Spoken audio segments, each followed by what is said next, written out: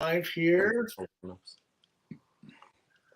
Oh man, it's almost Thanksgiving, but as we know, Halloween is every.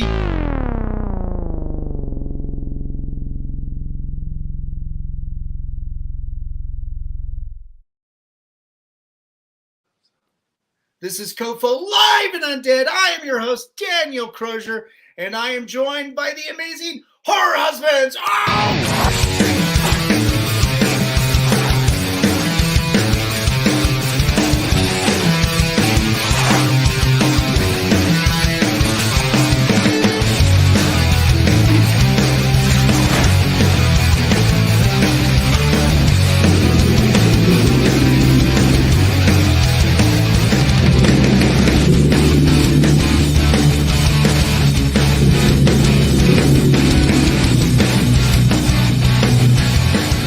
Something on my face.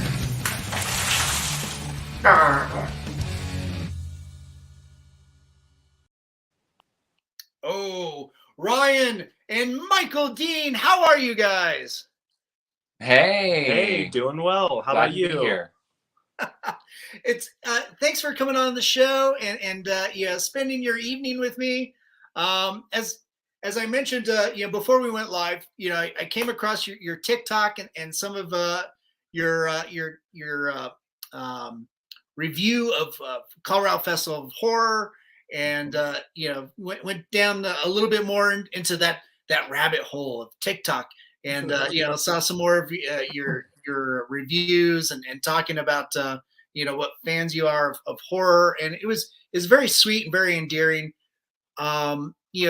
Can you share a little bit with everybody who's not familiar with your TikTok, who you are, where you came from, and how you got into horror? Sure, we can do that. Yeah. We I think when we met, I think horror was one of the very first things we bonded over. Oh, cool. And so that's always been kind of a thing for us. And you went to school for film originally, and I went to school for like acting and singing.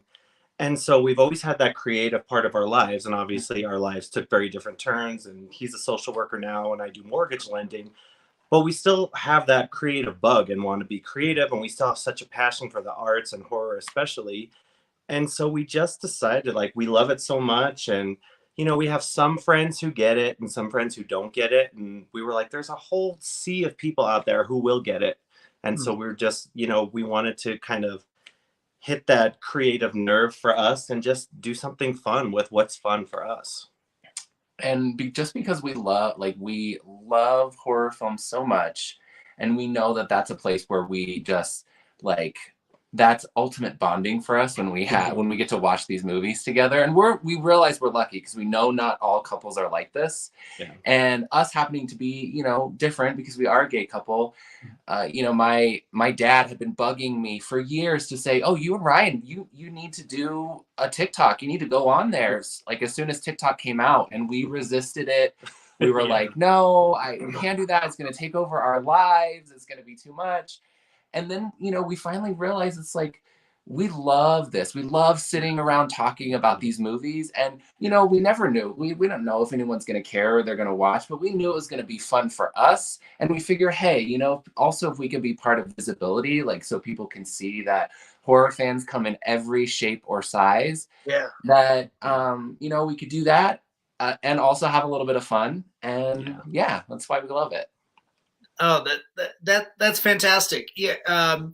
It was, the horror genre, like something you grew up with as well, like with so many people, I'd imagine. You go first. I mean, for me, it was less of the whole horror genre because I wasn't exposed to as many films when I was younger, but started with just a few seminal films, namely Alien, that, it was that feeling of at a very young age watching a movie that just made me so incredibly terrified that I didn't realize I could enjoy that much. And once that started it, that was kind of my introduction into all of it. and really is my, my favorite. Then as I became an adult and I went to film school, I got to know so many of the classics as well as new ones. And then as I moved through adulthood and then finally met Ryan about 10 years ago, I discovered that there were so many things that I hadn't been exposed to. There were so many things from Ryan's life and his like particular tastes in the horror genre that some of them I had never heard of. Some of them, were completely new to me. And so that became also almost like a rebirth for me too, because there was this whole other side of horror that I got to learn from falling in love with someone. So that was like really amazing. Yeah. The night we met, the first thing we did was we watched Hostel together. That's my first bonding experience. But it was a little bit the same for me. Growing up, my mother hates horror, absolutely hates it. She might be watching. If she is, hi. But my father loved it. And so I got introduced to it. I think like one of the first things I remember was the Michael Jackson Thriller video. And I loved it. I was obsessed with it and then couldn't sleep at night and was so scared. But I loved it. And then like Jaws was one of the first things. My parents allowed me to watch Jaws and I loved it. And then Poltergeist was another one. And I feel like between those three things, like they had me. I was hooked. And for, growing up, it was always kind of a battle because your parents don't want you to watch things that are inappropriate. And so it was always a fight. My parents still to this day, they have a videotape somewhere of I insisted on watching Pet Sematary, and then I was crying and wouldn't go to bed. And they have a blackmail videotape of that because they were like, you asked for this, you wanted it, this is your fault. It's not going to be our problem. And so, yeah, it's pretty much since the beginning, it's been that way for me. Oh, that's hilarious. Now I kind of want to see that blackmail tape with Pet Sematary. See if you can incorporate to one of the TikTok videos and just like. Oh my God! I never wanted to see the light of day. But that's one of the things with like sorry to keep treading on this, but with blackmail videos. Put it out there first so they can't hold it over. Right? You got to be the one to drop it. Yeah. I will find it and get rid of it. Yeah, there's that too. Just burn all the evidence. Yeah. Oh, that's awesome. Well, looks like you guys got a bunch of fans chiming in here. So Angela just chimed in to say hello to you guys. And hello. And then Care Bear Juan. Hi, horror husbands. Oh, Care Bear. Shout out to the Debheads. If any other Debheads are watching, Care Bear is a Debhead. Yay. Oh, nice. And then Fiona Black. Fiona. Hey, Fiona, we love you. And Care Bear's really loves the trees. Yeah, I love the trees. Yeah. Thank you. Yeah. We were talking about that before we went live. That's your horror Christmas tree. What kind of ornaments you got plastered on there? I can see Michael Myers. Yeah, we have a lot. We kind of build on it each year. We actually just 2 years ago, I think, we had to upgrade to a bigger tree. And we have a little bit of everything. We have Ripley from Aliens, of course, for this one, and we have some of like the collectible Halloween ones. Return of the Living Dead, we have a lot of those ones. X-Files, Aliens. Cool.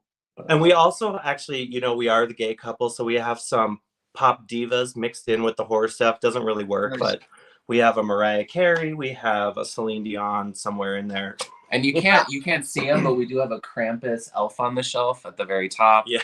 And his waistline is cinched for the gods, so he's definitely representing. Yeah, that was, we were so happy to finally do this because the very first year we were together, our very first Christmas together, because we love this so much, we were like, you know what, we need to do something special to celebrate this because we love Christmas. Stereotypical gays love Christmas, but we love horror. So we started instead of doing a traditional Christmas party, we started our holiday horror-thon, where we just invite our friends over and we watch, we have a marathon of Christmas-related horror movies. Ooh. And then it just started small that year, and now this year is going to be the 10th year that we're doing it, and each year it just grows bigger and bigger. And we've had some filmmakers like give us advanced copies of movies to show at our horror-thon. They've recorded special messages for us, so it's been so much fun, and it's such a perfect way to combine our love of Christmas and horror. Well, and that's okay. I mean, that is the really cool thing about the subgenre of holiday horror. I mean, because it's it started with, you have your your seminal classic Black Christmas, which everyone knows about, and it's on all of those lists. And then you've got Silent Night, Deadly Night. You've got all of those, and then you've got so many other B movies that are B, C, D movies. Very trashy and sometimes very difficult to watch. But they all are made by people who are just so genuinely wanted to make one of those ideas come true. Yeah. That when you ever decide you want to just like try to email one of these filmmakers and just see if maybe someone will respond to you. It doesn't happen every day, but once in a while we have been lucky because we're genuine too. Like, we like them. We will sit through some of the ones that are kind of tough to watch just to get to some of those scenes that why they made that movie. Right. Whether it's the the killer Christmas tree, or the we just watched a new one that came out on Tubi. So we're always looking for new holiday horror films. Yes. So if anybody out there knows of any, let us know. Nice. The one that came out on Tubi, which one is that one? What was it called? It's brand new. It had tree in the title, didn't it? Like, I can't I remember. don't remember what it is. But it is about, it's like a voodoo thing gone wrong, and someone's soul ends up in a Christmas tree. An actual literal tree that then goes on a killing rampage. It is out of control. Yes. And we had so much fun watching it because, I mean, that's the fun thing too about watching horror films, not just in the theater. In the theater is one experience, which you don't typically get those for the holiday horror films. But watching them at home is so nice because we can talk about the things that we're seeing as it's happening, such as when the killer Christmas tree becomes 5 times its size for like no reason, and then it changes back to basically a person in a Christmas tree costume. And then and when you're watching the bad ones, you just make up a drinking game that goes along with it. Yes. Oh my God, that sounds like so much fun.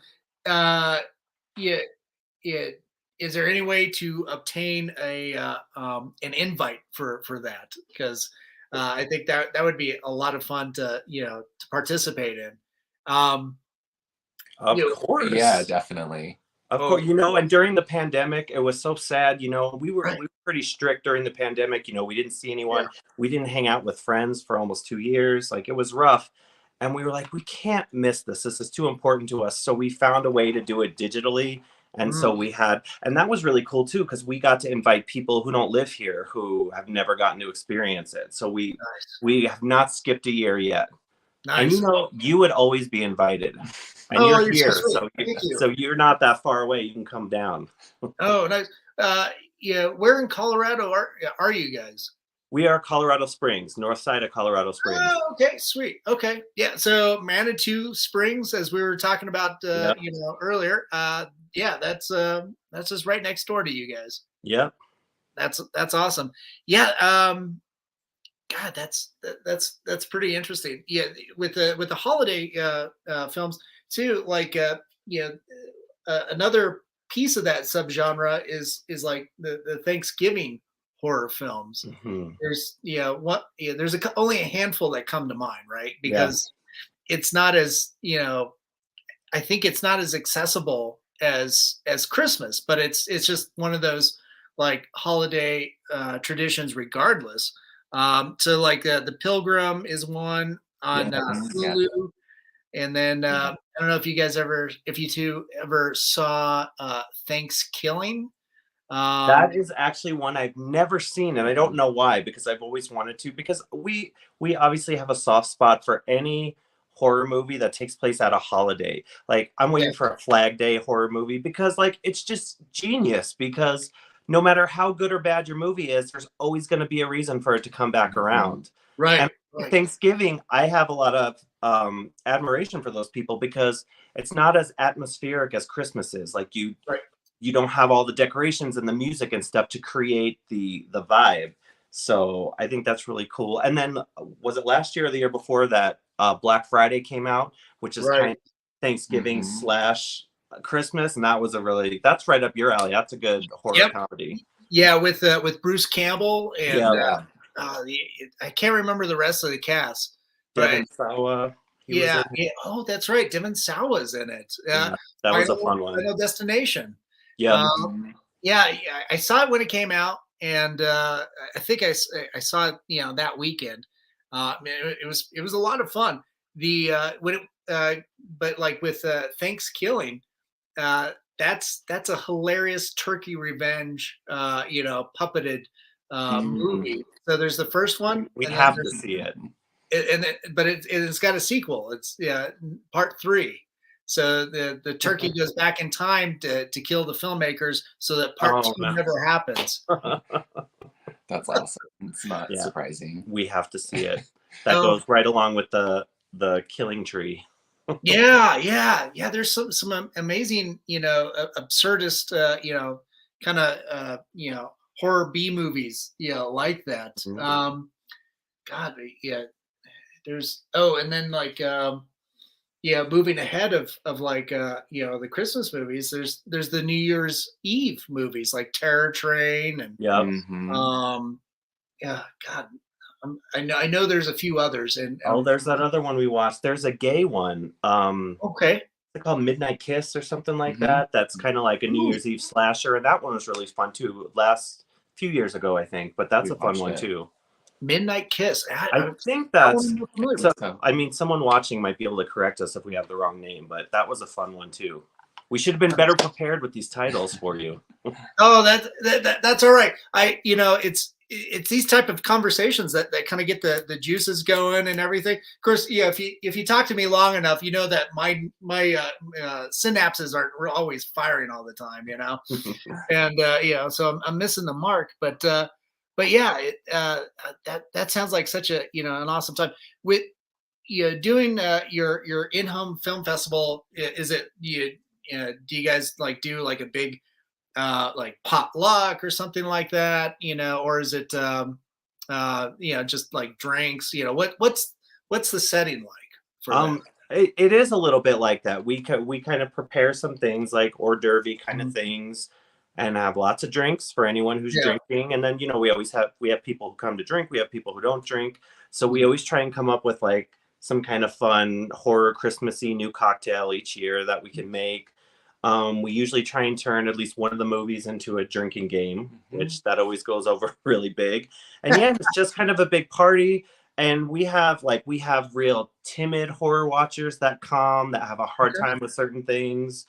And, if they need to like leave the room and go chill in the kitchen for a while, take a break, they can do that. And it's always fun, and it's totally different every year. And it just keeps getting bigger and bigger. We have fun with it every time. Well, there's always some sort of horror themed hors d'oeuvre, like the broken glass cupcakes with blood all over them, or the melted dead snowmen cookies. Michael's mom made these crazy like zombie ears one year. Yes. Nice. And so this year we're planning on doing a fondant brain cake that has some sort of jelly on the top. And we always have a horror gingerbread house. Nice. That started, I think, our very first year. Oh, that's awesome. Oh man. Fiona was commenting Flag Day horror movie. Yes. Oh my gosh. Maybe we need to just make it. We should. We have been known to make a movie every now and then. Nice. But I was going to say about the desserts, one thing I wanted to say earlier, just because I was thinking of it, is we were talking a little bit about our story, but we didn't say anything about our wedding. That our wedding was not necessarily horror themed. It was movie themed. It had really so many of our favorite films were our centerpieces throughout the movie. Each table represented a different favorite movie of ours. Yes. And that being said, the horror piece, though, really did take center stage. And it took over. Our cakes.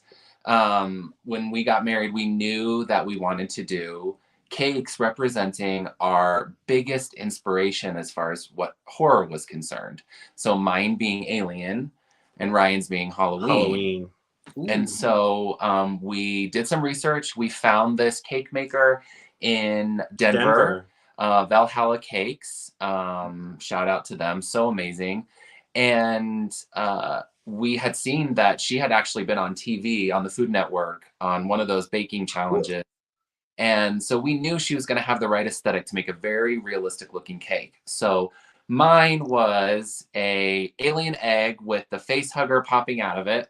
Oh my God. And then Ryan's was Michael Myers. Michael Myers' head. So they were, the two of them were like battling with each other. So like there was a Michael Myers knife inside the egg, and then there was alien acid on the Michael Myers face. And then we used the big axe to cut the cake instead of like it was out of control. It was so fun.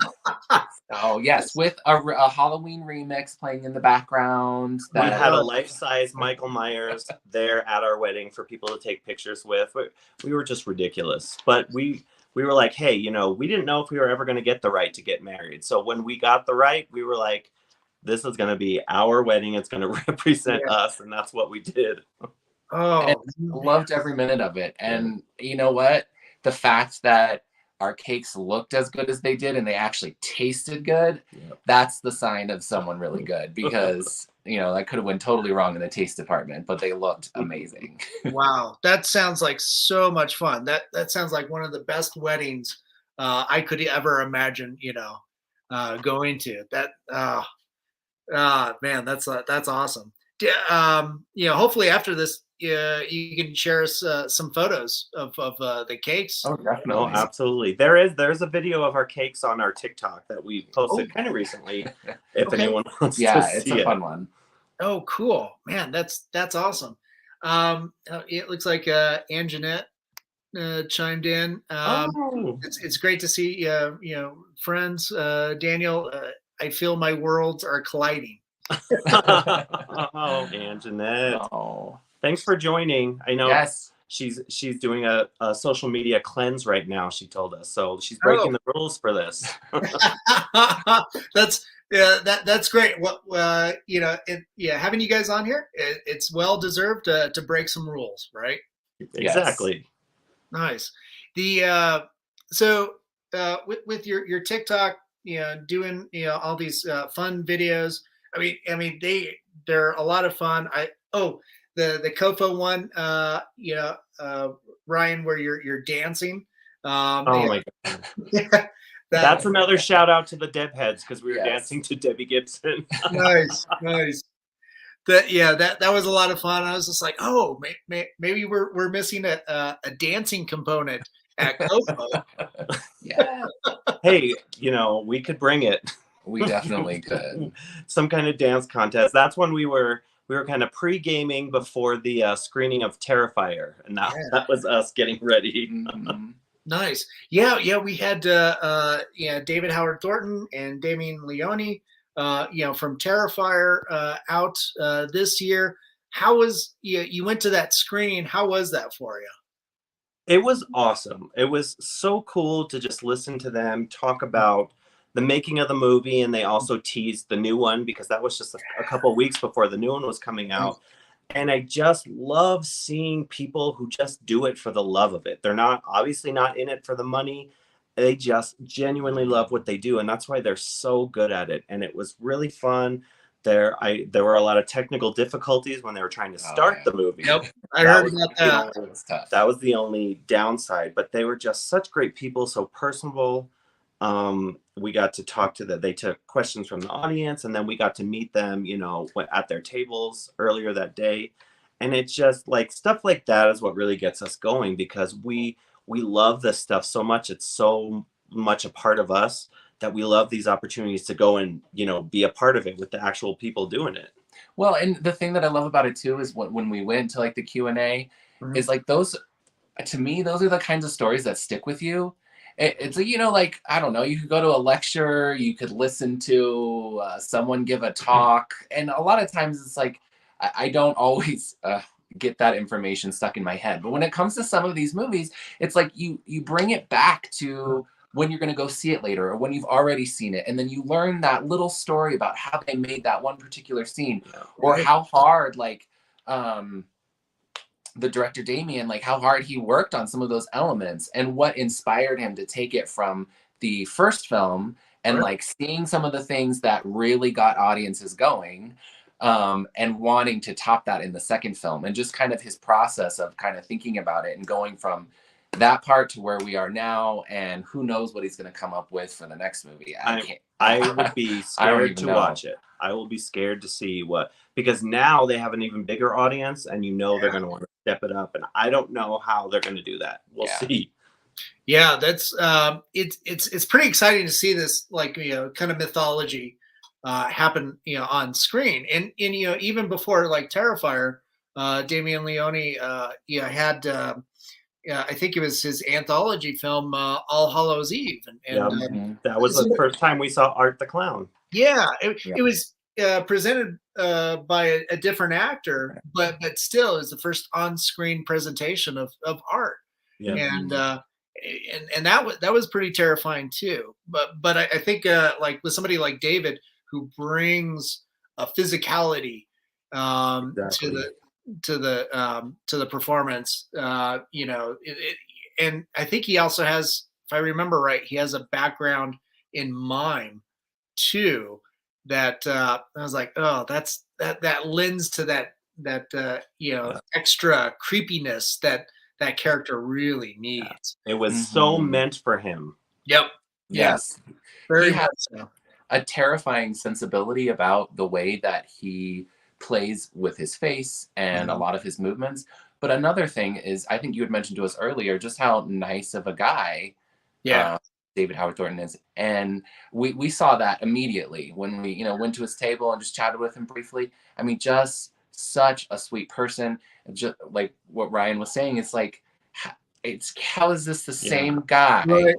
I don't know if I believe it's him. But you know what? I think part of it is that he is such a nice, I think that's part of what comes across, is that it's not just 100% terrifying. There's a whimsical way that he moves that isn't just, and he's like funny. He's really funny. Yeah. Where you feel almost a little bit of this softness sometimes as well, which is just it's so strange because of how horrible he is.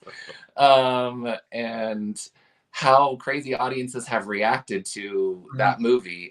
I mean, when we went to see it for the second time, we knew that the word had gotten out by that point, because that was the point that they had brought it back again.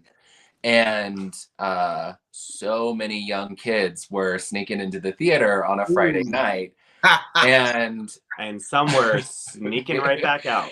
Some of them they could not take it. And we had a group of seemed just like little kids come up to us like, is it really scary? Have you guys seen it before? Is it as bad as they say? And we're like, yeah, it is. Yeah, it's what they say. This isn't like Halloween. This is exactly. We saw the lady who was monitoring the hallway. She made the funniest look when she saw the group of kids go in there, and she was looking at them and I saw her get on our walkie-talkie. She was like, who's up front? Did these kids just buy tickets to this movie for real? She had to make sure they were allowed to be in there. Right. Oh man, that stuff's pretty intense. Yeah, when it comes to horror films, is there anything that you guys just won't watch or haven't watched or just can't get through? We can get through most things. We don't like everything because I'm not someone I'm not like, oh, I want to see this movie because it's horrifically violent. I want to see the violence. I'm cool with the violence and I appreciate the effects that go into it. But if you just have violence, that's not going to interest me. I want the suspense. I want to be scared or laugh or something like that. We can be pretty open-minded with a lot of things. And then there are some things I'll watch and think, okay, this one's probably not for me. I don't need to see this again. A Serbian film.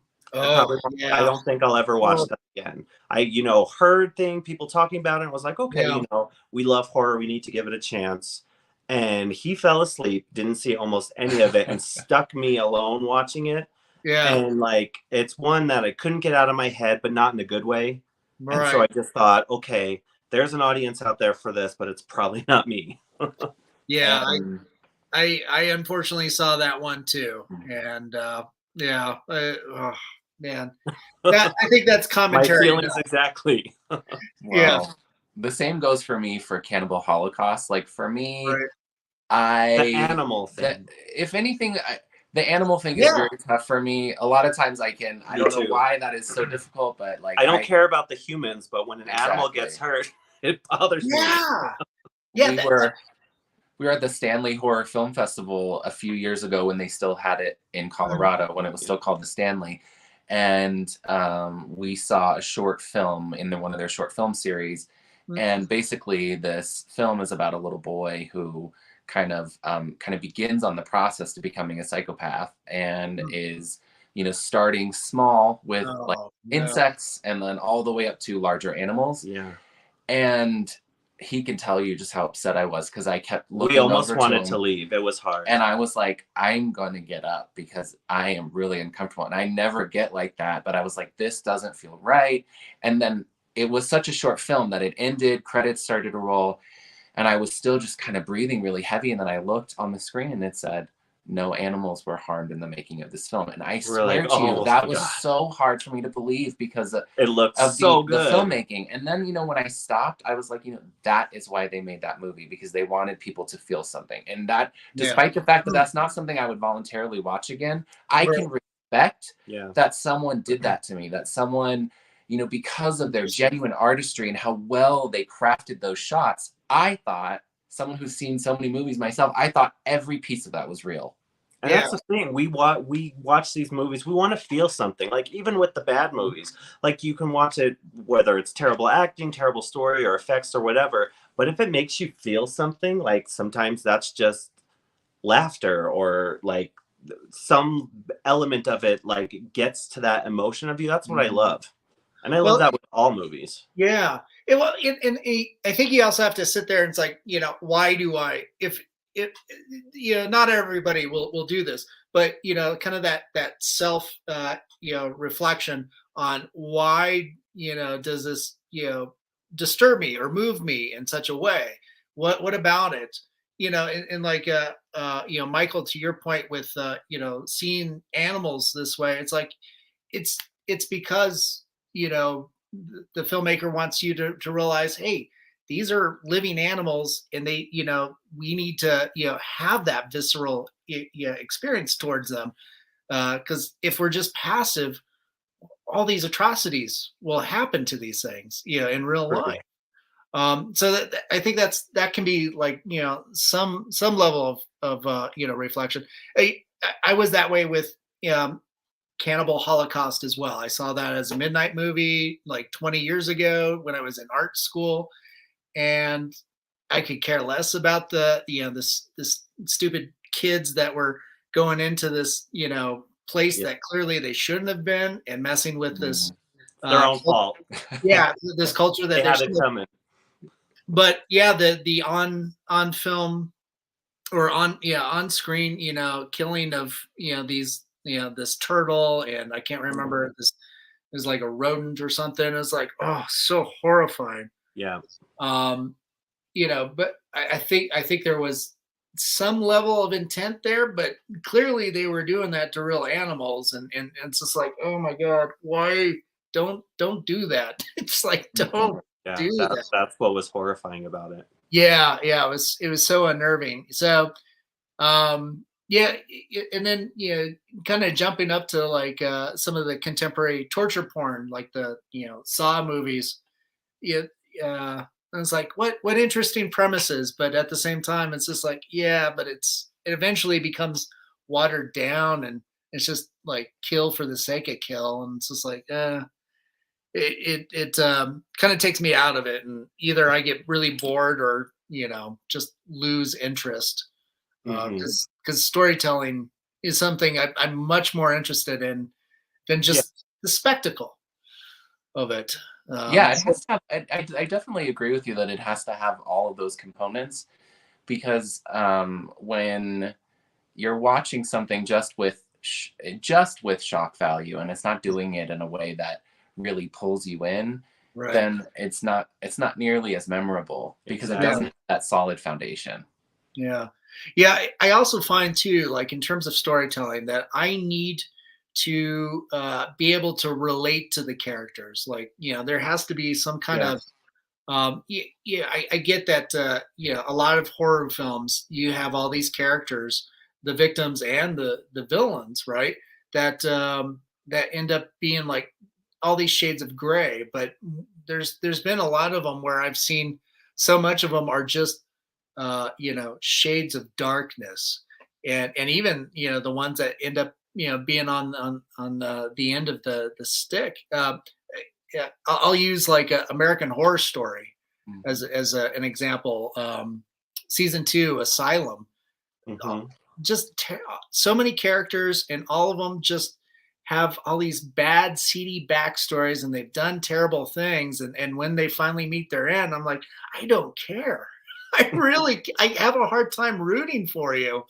It's like you kind of everybody's getting their just desserts, and it's and then they just keep on throwing everything at you, including the kitchen sink. It's just like, oh And then everyone ends up dead by the end of the season anyway.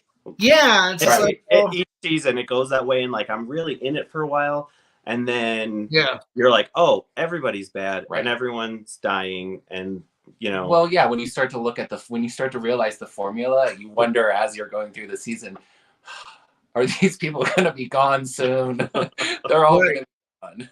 right. Yeah, I tried getting back into it. I think this last, not the current season, NYC, but they did a double feature last Yeah. year, Mhm. and I was like, oh, what an interesting concept. And I couldn't tell you what happened through both of the double feature seasons. Is I just lost interest in both of them. It's like, God damn it!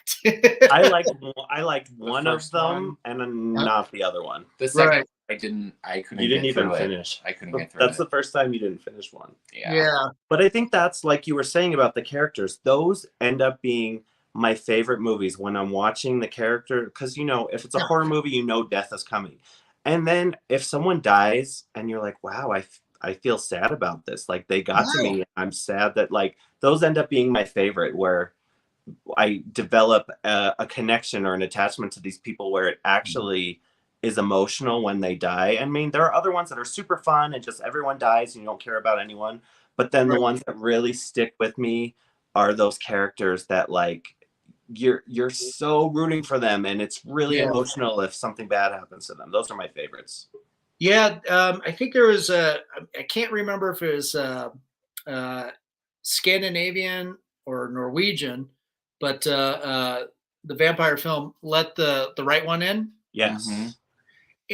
For me, that was a wonderful character piece, and at the end of the movie, it's like, yeah, I want the little girl vampire and the little kid to go on and have this amazing life together. But Yeah. unfortunately, you already know how it's going to end because of her older familiar. Yeah. You know, probably started out a very similar way, and Exactly. Mhm. And you start realizing that as the movie goes on, you're like, Yeah. who's this old man taking care of this little girl and everything? Right. And you realize when you get to the end of the movie, you're like, Uh, this is her pattern. This is her cycle that she does. Yeah, and at the same time, you're like, you're still. I was rooting for him at the end, especially Yeah. with the scene with the the pool and everything. So and good. So yeah, good. oh my god, it's those type of character pieces in horror that I think are really exceptional, because and with the genre itself, I think it's like the most accessible storytelling platform. uh it can have elements of comedy, elements of drama, bring in all these things, and then just have a few elements of horror. But it's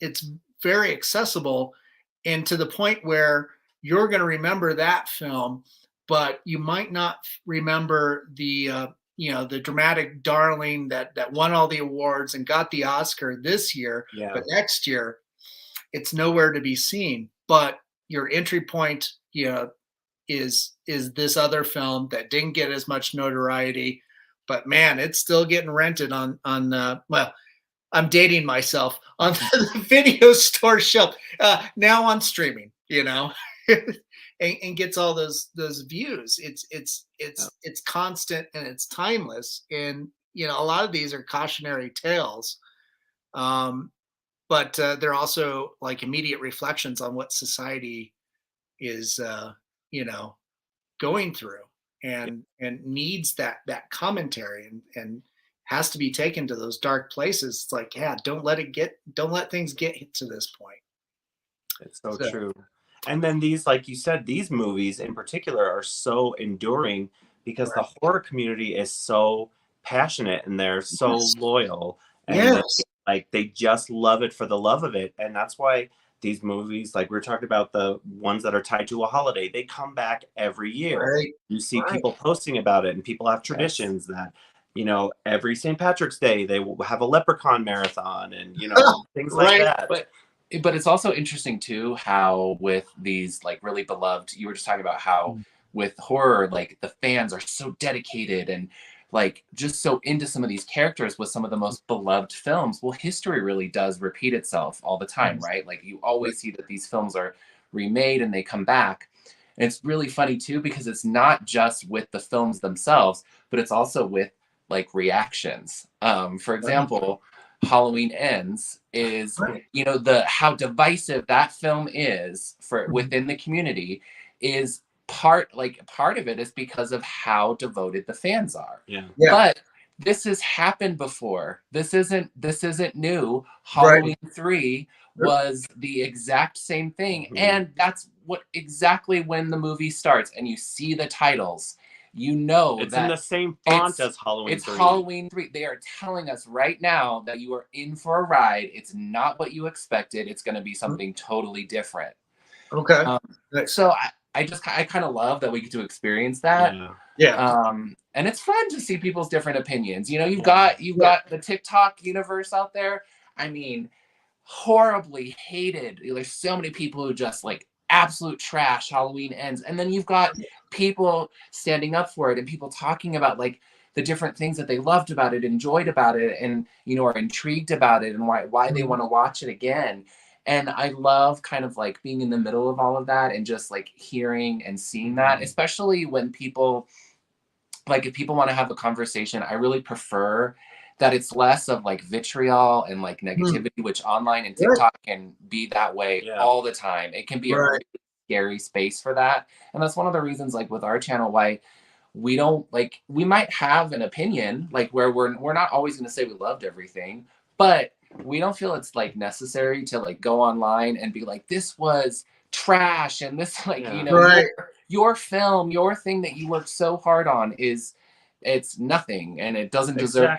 Like I feel like, why not just take a critical lens and just talk about, hey, here are the things that I liked about it, here are the things I didn't like about it. To me, that's more fun. We can have a conversation about it. Exactly, because I genuinely believe, no matter how bad we think something is, I think there is an audience out there for everything. And there's going to be someone who likes anything that's made. And who am I to say that it's no good because it didn't strike a chord with me, or it's not my taste or whatever. And that's the other thing. Horror has so many different subgenres that you're not going to love all of them. Some things are not going to be your thing. And no one cares if I hated something.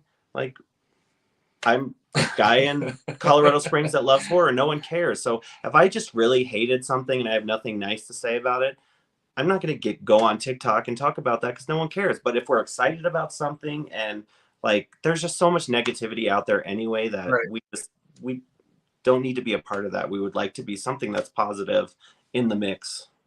Well, I definitely appreciate that. Yeah, that I've got a number of friends that do reviews, and I can't think of one that they've done a positive one. It's just kind of constantly airs on the side of that's what gets attention. That's what gets views. People love the negativity makes them feel bad, but it's like a car accident. You still need to see it. You don't want to look away, and like, we know how that makes us feel, and like really brings down our day. So you know, if we're not being hateful and negative, maybe that means, you know, we don't have as many followers or we don't get as many views, but that's not what makes us happy. Like, that's why we don't say, oh, we're doing movie reviews. We just say we're doing movie reactions, because we just Okay. give people our first reaction to what we saw.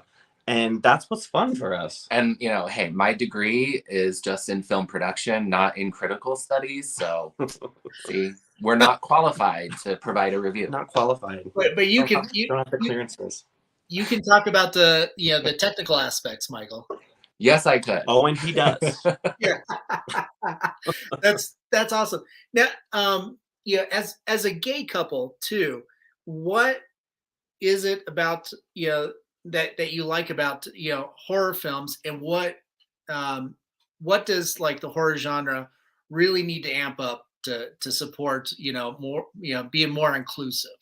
Do you want to go first? Yeah, well, I think one of the main reasons why horror films have such a huge LGBT following is because I think that, just like what you were talking about before, is the characters.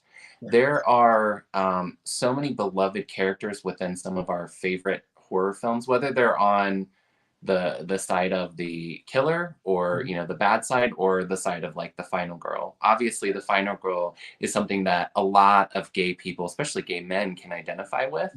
Having to go through so much struggle and strife just to try to be yourself and to try having to the odds stacked against you, make it out okay in the end, is one of the reasons why we have these beloved final girls that gay men just gush over, like our icons.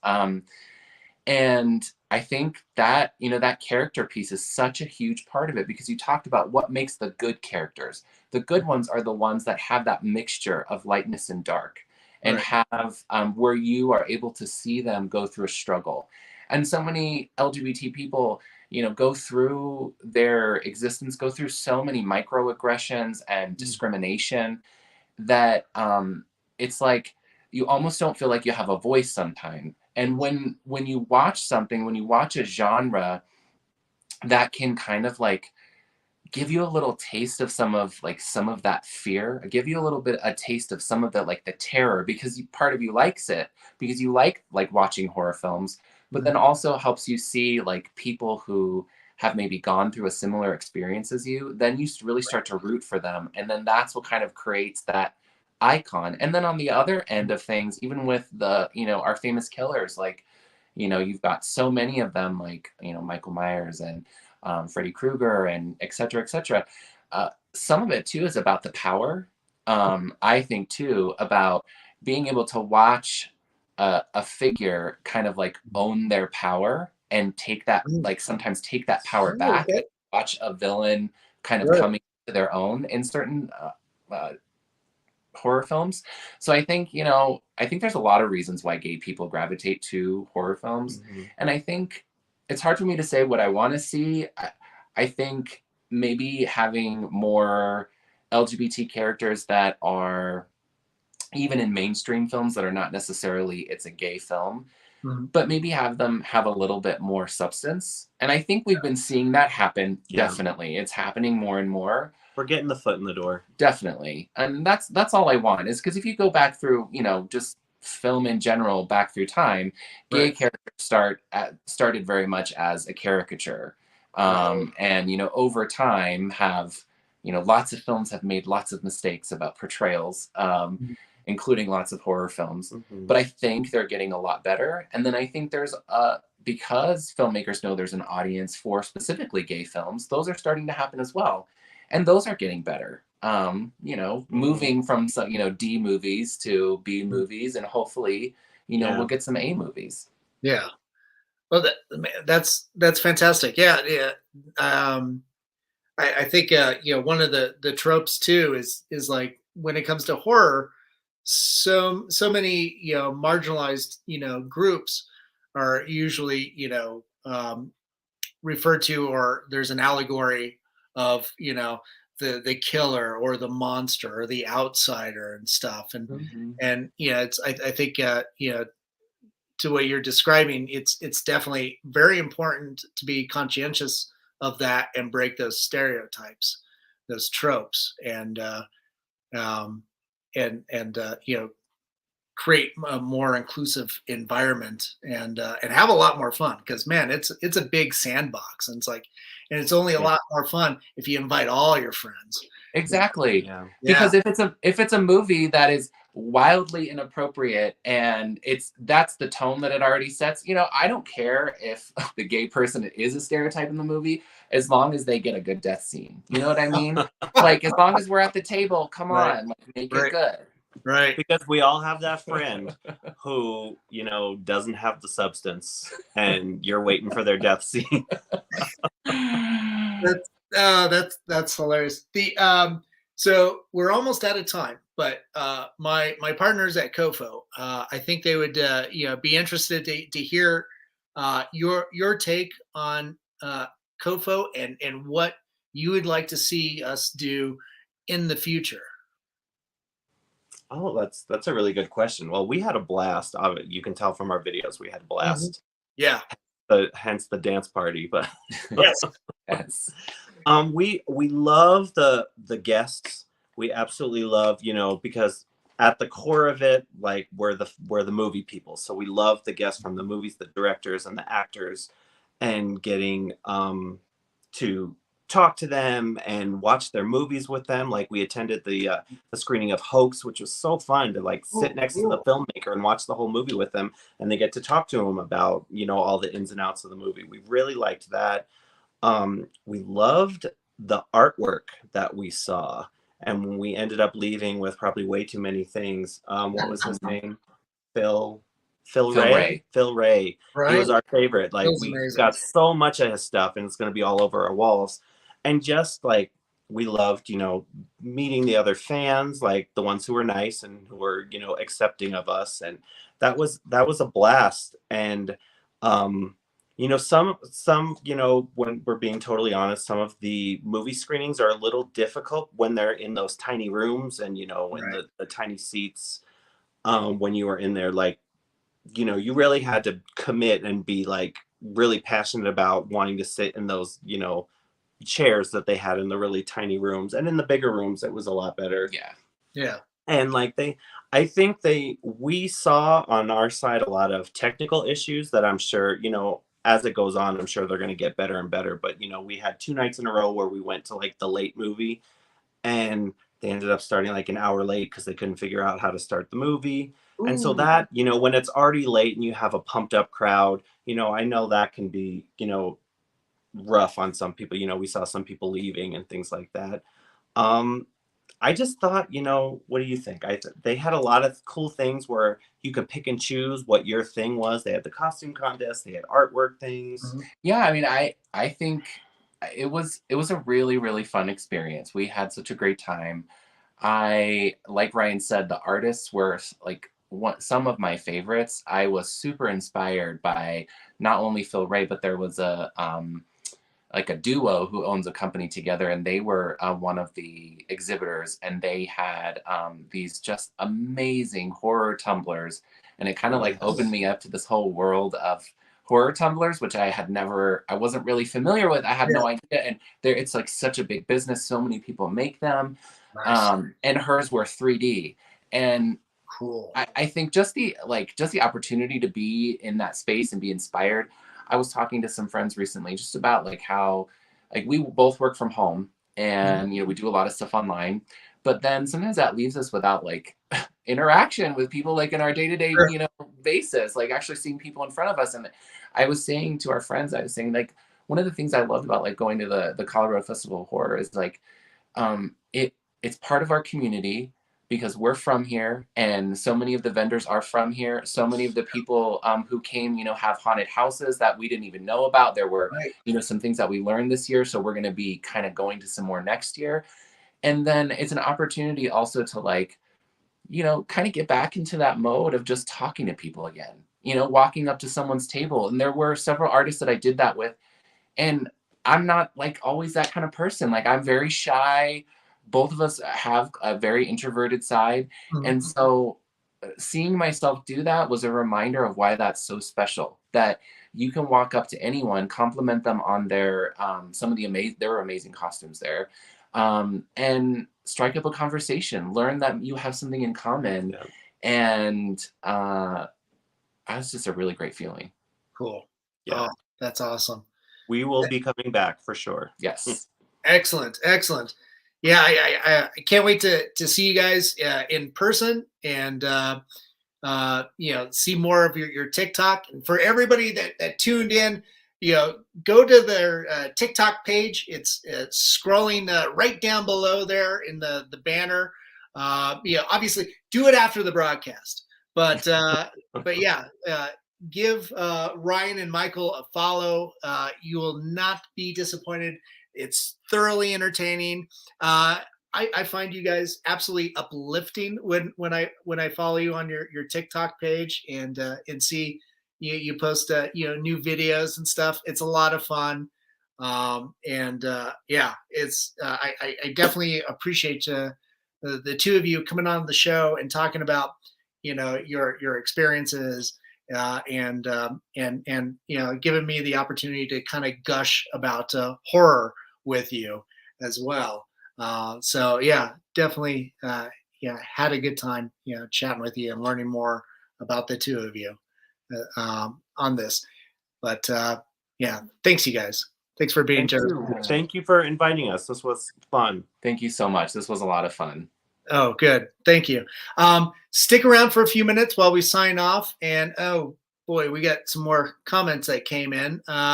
Sorry. Well, let me run through these real quick. Yeah, Angela. She's also when it comes to killing animals on screen, definitely not. Yeah. Totally agree with you, Angela. Yeah, and then Horace's husbands have been able to give me a place where I appreciate the story of telling horror, though I never like watching horror.